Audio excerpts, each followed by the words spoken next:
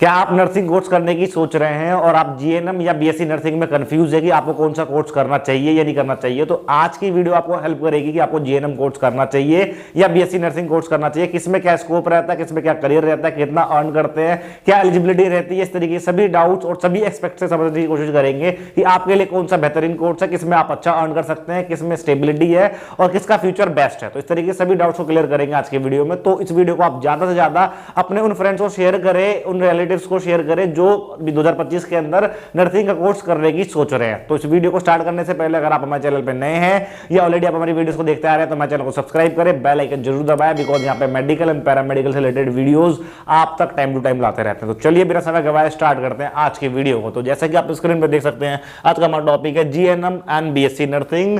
Hospital में किस course का ज्यादा डिमांड है और किसके अंदर कितनी वेतन मीन सैलरी आपको मिलता है, तो समझते हैं। देखिए आप देखिए बच्चों, दो कोर्स बताया गया यहाँ पे, एक है जीएनएम, जीएनएम जिसका फुल फॉर्म होता है जनरल नर्सिंग एंड मिडवाइफरी, और वहीं पे दूसरा है बेटा बैचलर करते हैं, बीएससी करते हैं नर्सिंग के अंदर। देखिए दोनों कोर्स में जो डिफरेंस, मेजर डिफरेंस है, ये जो जीएनएम देख रहे हैं बेटा, ये एक डिप्लोमा कोर्स है। डिप्लोमा मीन्स आप समझ रहे हैं, ये कोर्स जो है 3 साल का कोर्स रहता है। वहीं पे बीएससी नर्सिंग जो है बेटा ग्रेजुएशन या डिग्री कोर्स आप कह सकते हैं, डिग्री कोर्स है ये। तो ये कोर्स बेटा 4 साल का रहता है। सबसे पहला डिफरेंस ये है कि बेटा आप जब बीएससी नर्सिंग करते हैं, इट मीन्स आप ग्रेजुएशन कर रहे हैं, स्नातक जिसे कह सकते हो आप, या अंडर ग्रेजुएट कोर्स कह सकते हो आप, ग्रेजुएशन। ऑलराइट, वहीं पे बेटा ये डिप्लोमा कोर्स है। दोनों की अगर एलिजिबिलिटी की बात करूं तो दोनों में एलिजिबिलिटी मींस इन दोनों कोर्स करने के लिए आपकी जो बेसिक क्वालिफिकेशन, जो मिनिमम क्वालिफिकेशन है, क्या रिक्वायर्ड होती है वो देख लो आप। जीएनएम के लिए बच्चों 12th के अंदर अगर आपने 12th तो चाहिए ही चाहिए, कंपलसरी है, लेकिन 12th के अंदर आपके पास बच्चों आर्ट्स है या कॉमर्स है, इवन साइंस वाले भी, ठीक है, वो भी बच्चे, ठीक है, इस कोर्स को कर सकते हैं। मतलब बहुत सिंपल सी भाषा में अगर समझने की बात यहाँ पे ये है कि आर्ट्स वाले बच्चे जिनका नर्सिंग में इंटरेस्ट आ गया है, वह नर्सिंग फील्ड के अंदर आना चाहते हैं, मेडिकल फील्ड के नर्सिंग फील्ड में आना चाहते हैं और अच्छा अर्निंग करना चाहते हैं, अपना करियर बेस्ट देख पा रहे हैं, तो बेटा आपके लिए आर्ट्स कॉमर्स वाले बच्चों के लिए जो है जीएनएम एक अच्छा ऑप्शन हो सकता है एंट्री करने के लिए।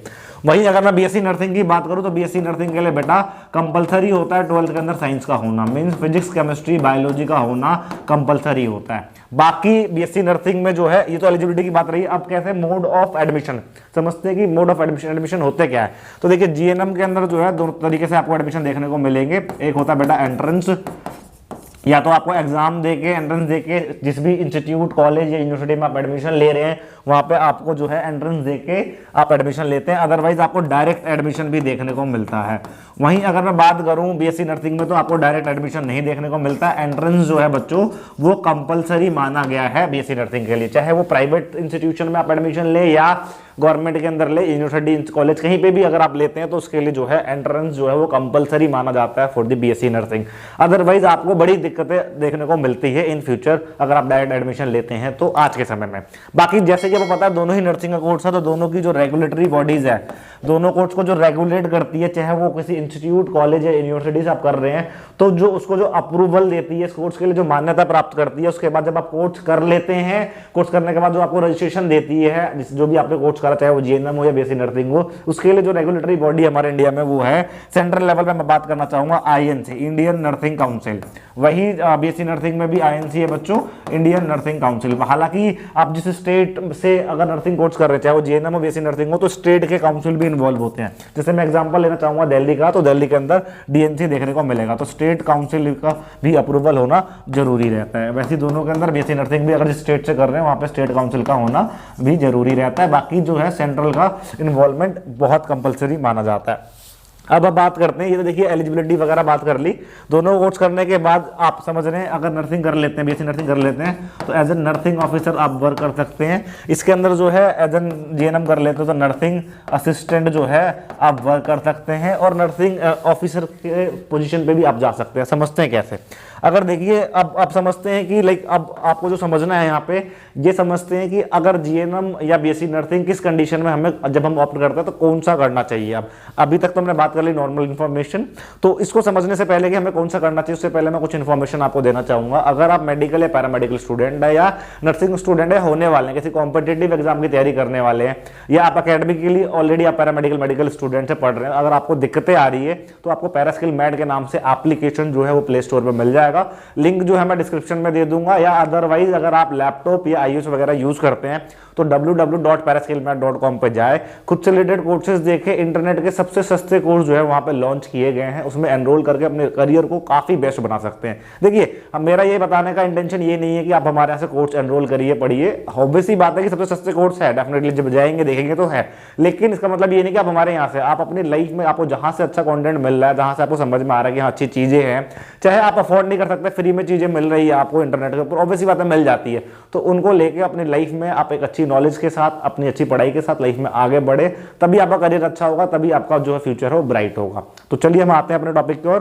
तो हमारा टॉपिक था कि अब जीएनएम या बीएससी नर्सिंग में से हमें क्या ऑप्ट करना चाहिए। तो देखिए, जीएनएम या बीएससी नर्सिंग में से आपको मैं बताना चाहूंगा, यहाँ पे जब ऑप्ट करने से पहले दो चीजें आपको देखना बहुत जरूरी है, तीन चीजें देखना जरूरी है। पहला कंडीशन देखना है बच्चों कि आपकी एलिजिबिलिटी मींस जो आपकी मिनिमल जो आपका जो मिनिमम क्वालिफिकेशन है वो क्या है। तो सबसे पहला काम है बेटा आपको अपनी एलिजिबिलिटी देखना चाहिए। एलिजिबिलिटी डिसाइड करता है कि आप किसके लिए एलिजिबल है, जीएनएम के लिए या बीएससी नर्सिंग के लिए।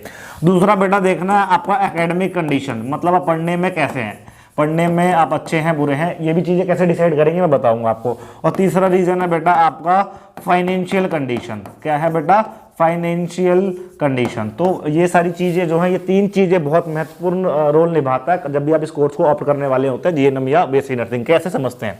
अगर आप देखिए बच्चों, अगर आपके पास 12th के अंदर आर्ट्स है या कॉमर्स है 12 के अंदर, तो ऑब्वियस ही बात है 12 के अंदर आर्ट्स या कॉमर्स वाले बच्चे वो बीएससी नर्सिंग कर ही नहीं सकते, क्योंकि बीएससी नर्सिंग के लिए कंपलसरी साइंस मांगा जाता है, फिजिक्स केमिस्ट्री बायोलॉजी। तो उस केस में आप कैसे, तो अब दोबारा तो 11 12 आप करेंगे नहीं, ऑब्वियस ही बात है टाइम में नहीं है, और दोबारा साइंस से पढ़ना आप समझ सकते हैं काफी हेक्टिक, काफी टफ हो जाता है।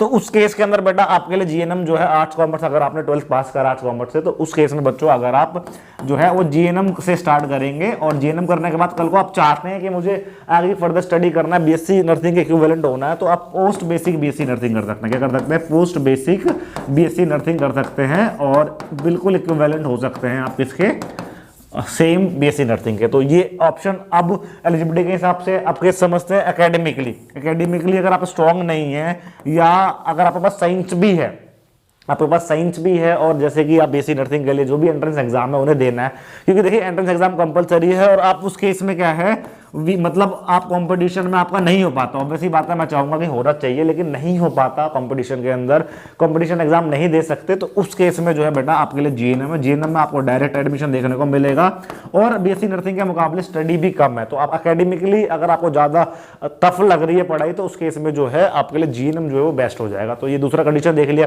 तीसरा देखते हैं फाइनेंशियली देखिए, अगर आपको ऑब्वियसली बात एकेडमिकली आप वीक थे, तो ऑब्वियसली बात है आप गवर्नमेंट सेक्शन में, गवर्नमेंट इंस्टीट्यूशन, कॉलेज, यूनिवर्सिटी में आप एडमिशन नहीं ले पाएंगे, तो प्राइवेट के अंदर आप जाएंगे। तो प्राइवेट के अंदर जो है बीएससी नर्सिंग की काफी फीस देखने को मिलती है, चाहे आप डायरेक्ट भी एंट्रेंस देके भी जाते हैं, तो प्राइवेट के अंदर आप जाएंगे तो काफी ज्यादा फीस देखने को मिलेगी। लेकिन जीएनएम में आपको फीस बीएससी नर्सिंग के मुकाबले बहुत कम देखने को मिलेगा, और जीएनएम जो है उस केस में आपके लिए बेस्ट माना जाएगा। आगे आप फर्दर स्टडी करते हैं, तो जो है पोस्ट बेसिक बीएससी नर्सिंग करने के बाद बीएससी नर्सिंग के इक्विवेलेंट हो जाते हैं।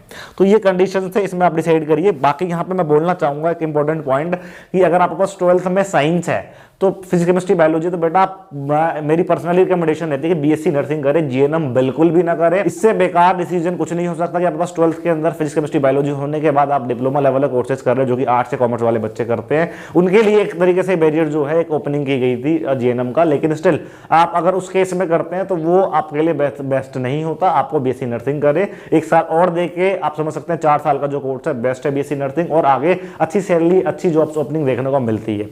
हालांकि जिस बच्चे के पास टाइम कम है, देखिए इसमें मैं बहुत सिंपल सी बात बोलना चाहूंगा, 4 साल और 3 साल, 1 साल का डिफरेंस है, तो ऐसा कोई मेजर वो नहीं रहता।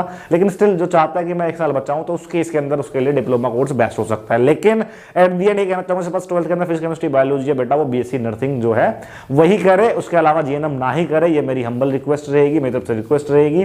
बाकी जीएनएम उन बच्चों के लिए जिनके पास आर्ट्स कॉमर्स है। बाकी कुछ पॉइंट्स थे जो मैंने आपको बताया, तो मुझे आशा है कि आपको इस वीडियो से जरूर पता लगा होगा जीएनएम या बीएससी नर्सिंग में से हमें कौन सा ऑप्ट करना चाहिए या नहीं करना चाहिए। स्टिल कुछ डाउट रह जाता है तो आप डायरेक्ट कमेंट कर सकते हैं, कॉल करके हमसे पूछ सकते हैं। मिलेंगे इसी तरह की इन्फॉर्मेटिव वीडियो के साथ नेक्स्ट वीडियो में।